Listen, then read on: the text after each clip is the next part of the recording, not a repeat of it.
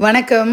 இன்னைக்கு பிறந்த நாள் கொண்டாடுறவங்க அத்தனை பேருக்கும் என்னுடைய மனமார்ந்த வாழ்த்துக்களை நான் தெரிவிச்சுக்கிறேன். ரொம்ப நாளைக்கு அப்புறம் ஒரு பாரிஜாதம் பூத்திருந்தது.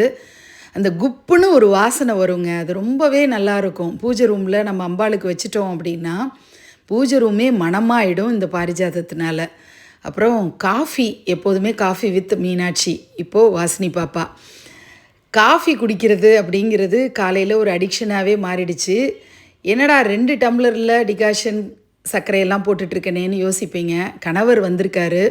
வந்து 3 நாள் ஆயிடுச்சு. தினந்தோறும் இப்போது அவர் கூட சேர்ந்து காஃபி குடிக்கிறேன்.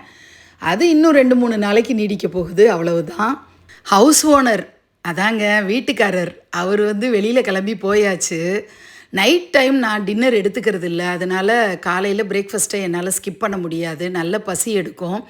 ஏனோ தானோன்னு ஏதோ ஒரு பிரேக்ஃபாஸ்ட்டை சாப்பிட்டுப்பேன். ஆனால் இன்றைக்கி என்னமோ நல்ல சூப்பரான கார சட்னி, மழை பெஞ்சிட்ருக்கு சென்னையில். அதனால் நல்ல கார சட்னி செஞ்சு நான் தோசை முருகலாக ஒரு ரோஸ்டடாக, அதாவது கீ ரோஸ்ட் மாதிரி சாப்பிட்ணுன்னு ஒரு ஆசை.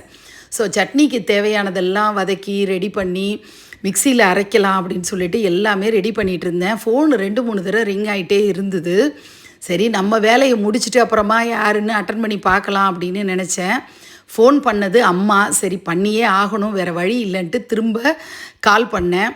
எப்போ வர்ற அப்படி இப்படின்னு கேட்டுட்டு இருந்தாங்க. அடுத்த மாதம் பாரு அப்படின்னு ஏதோ சொல்லிகிட்டு இருந்தாங்க.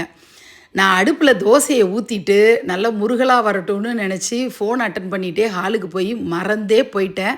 தீஞ்ச தோசை தான் கடைசியாக சாப்பிட்டு முடித்தேன்.